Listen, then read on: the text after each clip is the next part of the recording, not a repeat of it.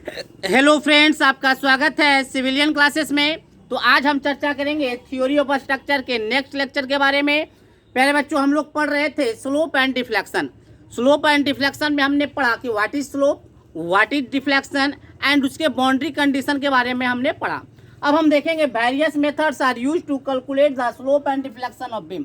किसी भी बीम का स्लोप एंड डिफ्लेक्शन निकालने का कितना मेथड्स है वो हम देखेंगे, ठीक है ना। तो प्यारे बच्चों, सबसे पहला मेथड जो है आपका डबल इंटीग्रेशन मेथड, दूसरा है मैकुले मेथड, तीसरा है मोमेंट एरिया मेथड, चौथा है कंजुगेट बीम मेथड, पांचवा है आपका स्ट्रेन एनर्जी मेथड एंड छठा है आपका कैस्टिग्लियानो मेथड।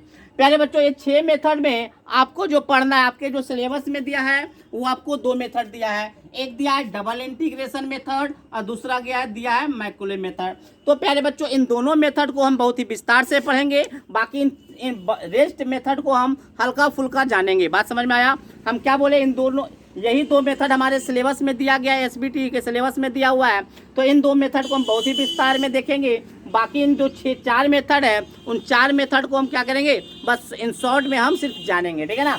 तो पहले बच्चों, अब हम स्टार्ट करेंगे डबल इंटीग्रेशन मेथड। कैसे हम डबल इंटीग्रेशन मेथड से स्लोप एंड डिफ्लेक्शन किसी बीम का निकालते हैं वो हम अब देखेंगे, है ना। तो पहले बच्चों इसको नोट डाउन कर लीजिए आप लोग।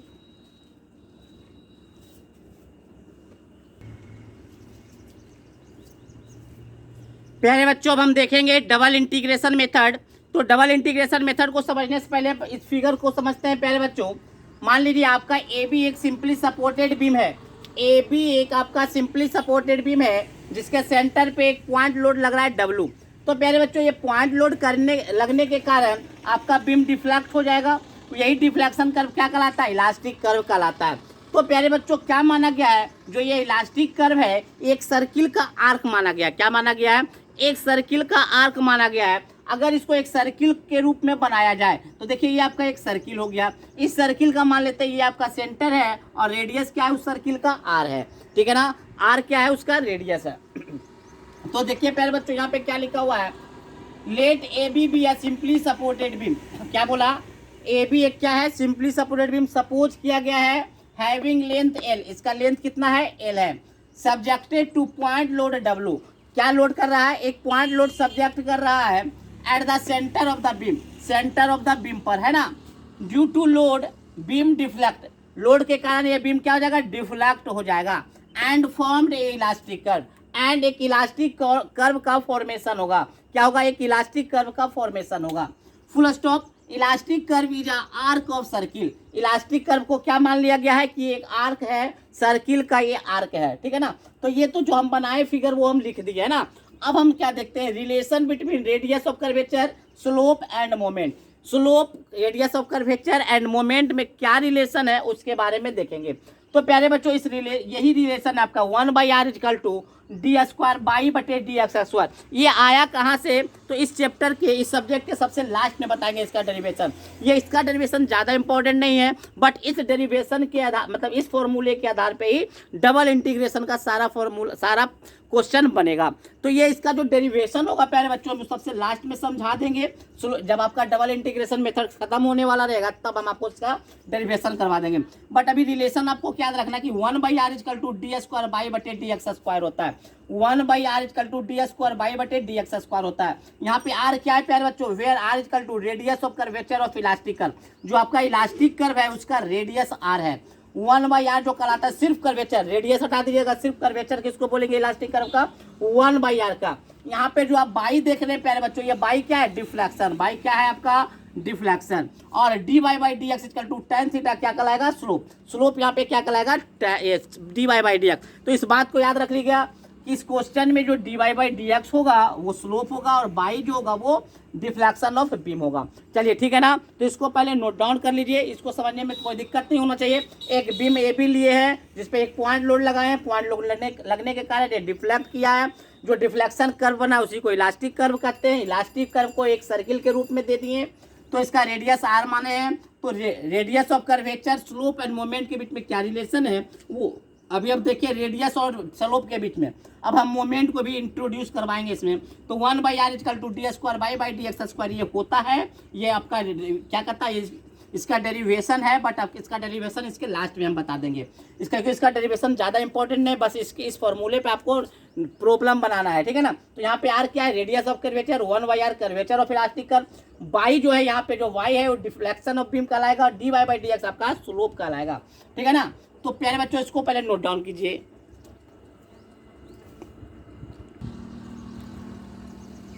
अब देखिएगा प्यारे बच्चों, वी नो दैट, हम लोग क्या जानते हैं, वी नो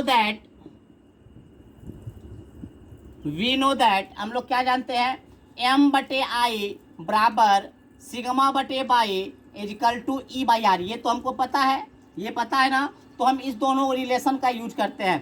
तो m/i equal to E by R, तो आपका m क्या हो जाएगा प्यारे बच्चों, सॉरी 1/r क्या हो जाएगा, m/ei ई को इधर ले गए तो क्या हो जाएगा, 1/r होगा या नहीं, 1/r होगा, एकदम होगा। तो हम क्या करेंगे प्यारे बच्चों, 1/r के जगह पे m/ei रखेंगे। हम क्या करेंगे, 1/r के जगह पे m/ei रख देंगे, ठीक है ना। तो देखिए प्यारे बच्चों क्या होता है, मान लीजिए इसको इक्वेशन नंबर 1 और इसको इक्वेशन नंबर 2, ठीक है ना। तो हम क्या करेंगे, फ्रॉम इक्वेशन नंबर 1 and 2, तो देखिए प्यारे बच्चों 1/r के जगह पे क्या रख देते हैं, m/ei is equal to d² by बटे dx²। तो m बराबर क्या हो गया आपका, ei को उधर लेके जाइए, ei d² बाई dx²। तो प्यारे बच्चों हम जो रिलेशन यूज करेंगे वो ei d² by dx² equal to moment in x distance. यही रिलेशन पे सारा क्वेश्चन बनेगा, इसी रिलेशन पे आपका सारा क्वेश्चन बनेगा, VVI इसी रिलेशन पे आपका सारा क्वेश्चन प्यारे बच्चों बनेगा। ei बराबर d² by dx² equal to mx। यहाँ पे e क्या है प्यारे बच्चों, यंग्स मॉडुलस ऑफ आपका beam material, Young's modulus of beam material, and I क्या है, moment of inertia of beam का क्रॉस सेक्शन ऑफ बीम का क्या है, मोमेंट ऑफ इनर्शिया है, ठीक है ना प्यारे बच्चों। तो पहले इसको आप नोट डाउन कीजिए, ये बहुत ही इंपॉर्टेंट फॉर्मूला हो गया आपके लिए, इसको नोट डाउन पहले कर लीजिए प्यारे बच्चों। अब देखेंगे इस इक्वेशन से कैसे हम स्लोप एंड डिफ्लेक्शन निकालेंगे। तो प्यारे बच्चों आपका क्या करेंगे, ei बराबर ei into d² by dx² बराबर bending moment in x position. तो प्यारे बच्चों क्या करेंगे, इसमें integrate both side with respect to x के रिस्पेक्ट में क्या करेंगे प्यारे बच्चों, दोनों तरफ डिफ्रेंशिएट करेंगे। तो जब हम दोनों तरफ डिफ्रेंशिएट करेंगे, सॉरी डिफ्रेंशिएट नहीं प्यारे बच्चों, सॉरी इंटीग्रेट करेंगे, तो ei तो आपका कांस्टेंट होगा, तो ei कांस्टेंट और dy by dx d² by dx²। mx का जब इंटीग्रेशन कीजिएगा तो क्या एक कांस्टेंट बाहर निकल के आएगा, एक कांस्टेंट बाहर निकल के आपका आएगा, और d² बाई का इंटीग्रेशन क्या हो जाएगा प्यारे बच्चों, dy बाई dx होगा या नहीं। तो ये आपका निकल गया mx dx प्लस c1, होगा या नहीं। तो प्यारे बच्चों यही आपका dy बाई dx क्या कहलाएगा, यही आपका dy बाई dx आपका क्या कहलाएगा, स्लोप क्या कहलाएगा। तो स्लोप हम क्या करेंगे, दिए गए इंपॉर्टेंट फार्मूला में एक बार इंटीग्रेट करेंगे विथ रिस्पेक्ट टू x, तो आपका स्लोप निकल जाएगा। फिर से एक बार इंटीग्रेट कीजिए, अगेन इंटीग्रेट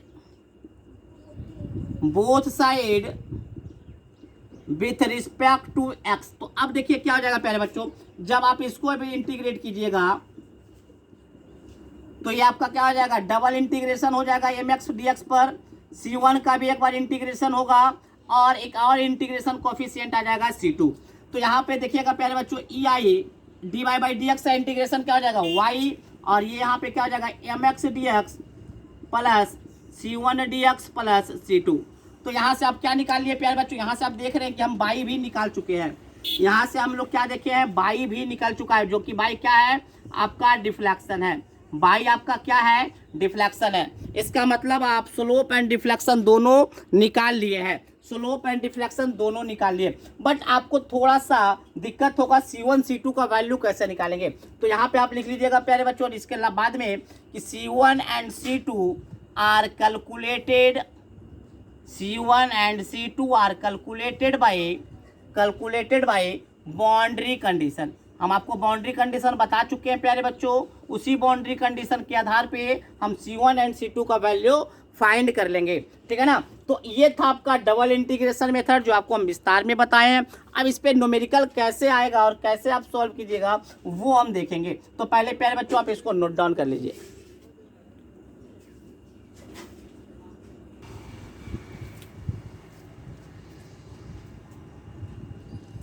तो प्यारे बच्चों एक क्वेश्चन आपके बोर्ड पे दिख रहा होगा, find the maximum slope and maximum deflection of simply supported beam.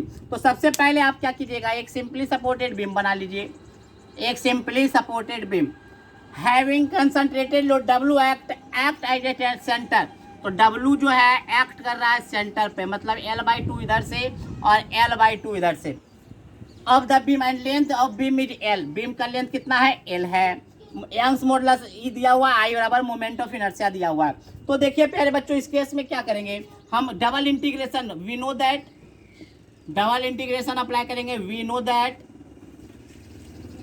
EI d² by बटे dx² equal to mx into mx, ठीक है ना। तो देखिए प्यारे बच्चों हम क्या करेंगे, एक सेक्शन ले रहे हैं x जिसका कि डिस्टेंस जो है x है, ये डिस्टेंस x है। तो प्यारे बच्चों मान लीजिए ये पॉइंट A है, ये पॉइंट B है, तो RA निकाल के बताइएगा क्या, RA निकाल के बताइएगा क्या। तो RA निकालने के लिए हम बहुत ही आसानी तरीके से जान रहे हैं, W इंटू उस साइड का लोड WL/2 और बटे टोटल, तो निकल के आ गया W/2। जब आप इसको निकालिएगा RB भी तो W/2 निकल जाएगा। तो बताइए प्यारे बच्चों RA कितना निकल गया, W/2।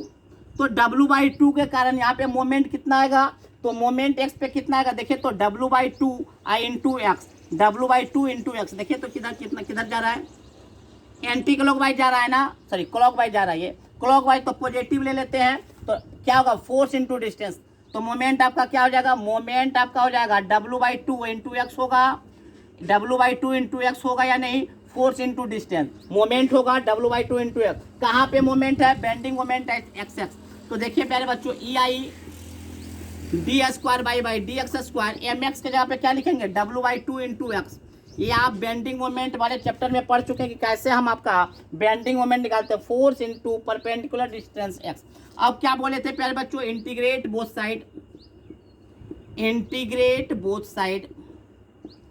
Side with respect to x। तो प्यारे बच्चों आपको भी पता है जब हम इंटीग्रेट करेंगे तो EI तो कांस्टेंट है तो रुक जाएगा, वैसे ही निकल जाएगा, d² बाई dx² का हो जाएगा d/dx। जब हम इसका इंटीग्रेशन करने जाएंगे प्यारे बच्चों तो आपका क्या हो जाएगा, W/2 तो कांस्टेंट है, x का क्या हो जाएगा x²/2 और x क्या आएगा, कोफिशिएंट आएगा। तो ये कितना हो गया, W/4 x² प्लस C1 होगा या कि नहीं, होगा या नहीं। तो ये हो गया EI बाई dy/dx। तो आपका निकल के आया EI dy/dx is equal to W/4 x² plus C1। अब देखिए प्यारे बच्चों काम ये है कि आप C1 कैसे निकालिएगा, ये C1 कैसे कैलकुलेट कीजिएगा वो आप पे आती है। तो प्यारे बच्चों C1 कैलकुलेट करने के लिए हम क्या बोले थे, C1 और C2 बाउंड्री कंडीशन से निकलता है। तो C1 हम कैसे कैलकुलेट करें, तो प्यारे बच्चों C1 आप याद रखिएगा, हम जब boundary condition simply supported beam का बता रहे थे तो हम एक कंडीशन बताए थे कि अगर आपका लोड क्या है, सिमेट्रिकल है about the centre of the beam. तो देखिए तो ये सेंटर ऑफ द बीम पे है कि नहीं, ये है आपका बीम के अबाउट, ये सेंटर के अबाउट देखिए सिमेट्रिकल है कि नहीं, ना तो लोड उधर है ना तो लोड उधर है, तो सेंटर के अबाउट सिमेट्रिकल है। तो हम बताए थे कि अगर सेंटर के अबाउट सिमेट्रिकल अगर होगा लोड तो आपका जो डिफ्लेक्शन जो होगा सेंटर ऑफ बीम पर 0 होगा। आपको याद है या नहीं है तो हमको नहीं पता, लेकिन आपको याद होना चाहिए कि आपका हम क्या बताए थे कि अगर आपका सेंटर के अबाउट आपका लोड सिमेट्रिकल है तो डिफ्लेक्शन जो होता है सेंटर पर वो क्या होता है, 0 होता है। तो हम यहाँ पे लिख सकते हैं वी नो दैट, सेंटर कहने का मतलब कितना है प्यारे बच्चों, इधर से अगर x लिए तो सेंटर पे जाने के लिए x बराबर कितना होगा, L/2 होगा, x बराबर L/2 होगा। इधर यहाँ पर x है तो जाना तो यहाँ पर है ना डिफ्लेक्शन 0, तो x बराबर L/2 पर डिफ्लेक्शन नहीं स्लोप, याद रखिए गलती बुला रहे, डिफ्लेक्शन तो मैक्सिमम होता है, स्लोप आपका क्या होता है, 0 होता है, सॉरी स्लोप आपका 0 होता है। बाउंड्री कंडीशन से आप देखिएगा अगर लोड आपका क्या है सिमेट्रिकल है आपका तो आपका क्या हो जाएगा, सेंटर ऑफ बीम पर स्लोप 0 होगा। तो स्लोप करने का मतलब है dy बाई डी एक्स 0 होगा। तो इस दोनों की मदद से हम क्या करेंगे, C1 निकाल लेंगे। dy बाई डी एक्स होगा कब, जब x बराबर L/2 होगा। तो क्या कीजिए प्यारे बच्चों, इसको हम थोड़ा सा मिटाते हैं। अगर हम इसको देखिए तो प्यारे बच्चों हम क्या बोले, EI dy by d x क्या होगा, 0 होगा। क्या होगा, 0 होगा कब, जब W/4 x का वैल्यू कितना होगा, x का वैल्यू L/2 का होल स्क्वायर। x का वैल्यू क्या रख दिए, L/2, तो C1। तो बताइए यहाँ से C1 का वैल्यू कितना आ गया प्यारे बच्चों, C1 का वैल्यू आ गया -W 2 दूनी 4 -16 L²। देखिए आया या नहीं, -W/16 L² आएगा या नहीं, 2 दूनी 4 4 16 आ गया। तो देखिए प्यारे बच्चों आपका इक्वेशन क्या निकल के आ गया, इक्वेशन आपका निकल के आ गया EI, यहीं पे लिख देते हैं, EI dy by d x is equal to W/4 x² plus C1 का वैल्यू क्या आ गया, -W/16 L² आया या नहीं। तो ये आपका बन गया प्यारे बच्चों स्लोप का इक्वेशन, स्लोप का इक्वेशन। अब हमसे पूछा क्या है, मैक्सिमम स्लोप। मैक्सिमम स्लोप इसको आप नोट डाउन करते चलिएगा प्यारे बच्चों, नोट डाउन कर लीजिए, नोट डाउन कर लीजिए। अब हम इसको निकालते हैं मैक्सिमम स्लोप। तो हम ये भी बता चुके हैं कि मैक्सिमम जो स्लोप होता है सिंपली सपोर्टेड बीम में, वो कहाँ पर होता है, वो कहाँ पर होता है, तो वो आपका होता है सपोर्ट के पास। तो for maximum deflection, deflection, bar bar deflection लिखा, फॉर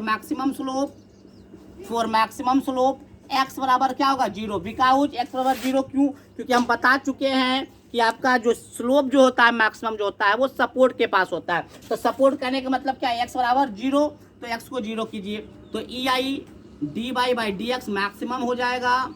और जैसे ही आप x को 0 रखिएगा, x को 0 रखिएगा तो ये क्या निकल के आ गया, -WL²। तो dy by d x maximum मतलब dy by d x maximum आपका कितना हो गया,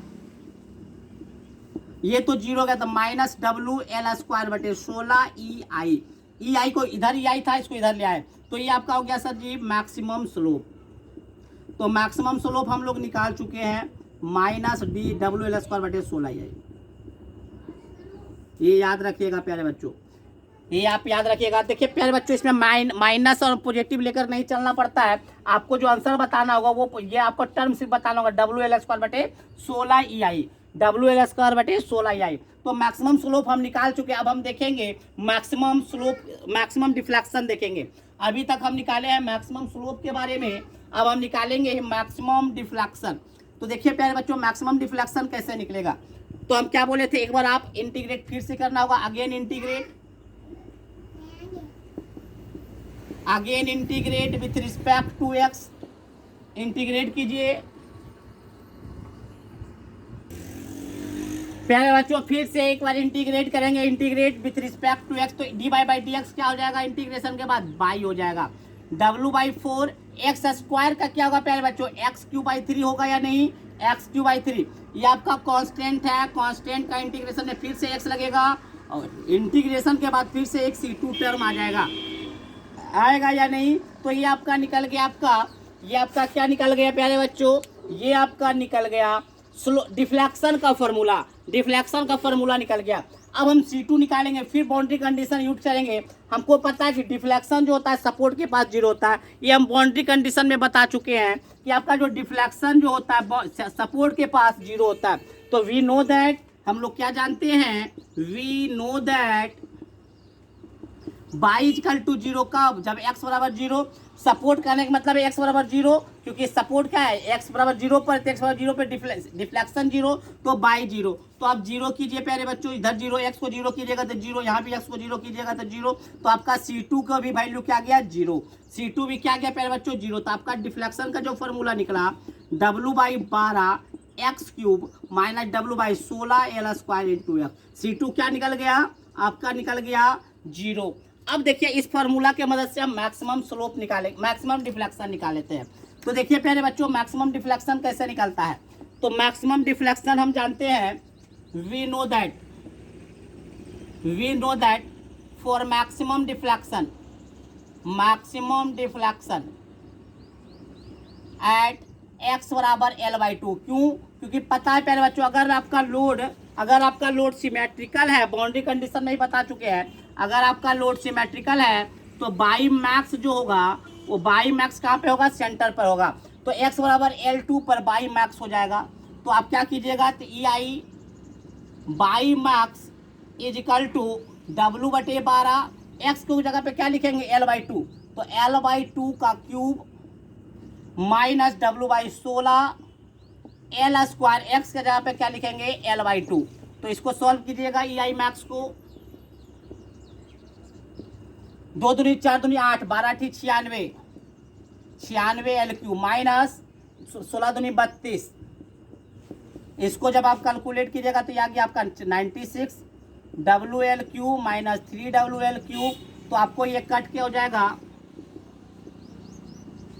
माइनस 2 WL³ बटे 96। जब आप इसको काटिएगा, जब आप इसको कट कीजिएगा तो आपका आ जाएगा ई I by max minus WL³ बटे 48। तो आपका बाई मैक्स कितना निकल गया प्यारे बच्चों, माइनस WL³ बटे 48 ई आई। फिर से बोल रहे हैं निगेटिव साइन मत लीजिएगा, निगेटिव साइन से नहीं बताया जाता वैल्यू, आप सिर्फ पॉजिटिव वैल्यू बताइएगा। ये सिर्फ इतना निगेटिव साइन दिखा रहा है कि डिफ्लेक्शन आपका नीचे होगा, कहाँ होगा, नीचे होगा। तो देखिए प्यारे बच्चों, इस तरह से हम क्या निकाल लिए, स्लोप भी निकाल लिए और आपको डिफ्लेक्शन भी निकाल लिए हैं। तो प्यारे बच्चों, स्लोप और डिफ्लेक्शन मैक्सिमम कितना वैल्यू है उस वैल्यू को भी आपको याद रखना होगा। बड़े न्यूमेरिकल को बनाने के लिए आपको वैल्यू को याद रखना होगा। एक सिंपली सपोर्टेड बीम है जिसका कि लेंथ L है, एक पॉइंट लोड लग रहा है W, तो उसका मैक्सिमम डिफ्लेक्शन जो होता है WL³ बटे 48 EI होता है। ठीक है, तो प्यारे बच्चों, अगर आपको आज के लेक्चर में कोई भी तरह किसी भी तरह का प्रॉब्लम है तो आज इस प्रॉब्लम को आप डाउट को क्लियर कर लीजिएगा इस नंबर पे कॉल या व्हाट्सअप करके, ठीक है ना, 8521362288। ठीक है, इस नंबर पे आप कॉल भी कर सकते हैं या व्हाट्सअप भी कर सकते हैं। तो प्यारे बच्चों, तो आज का क्लास इतना ही, अगले क्लास में हम और भी न्यूमेरिकल के साथ आपसे मिलते हैं। तो आज के लिए बस इतना ही, थैंक यू।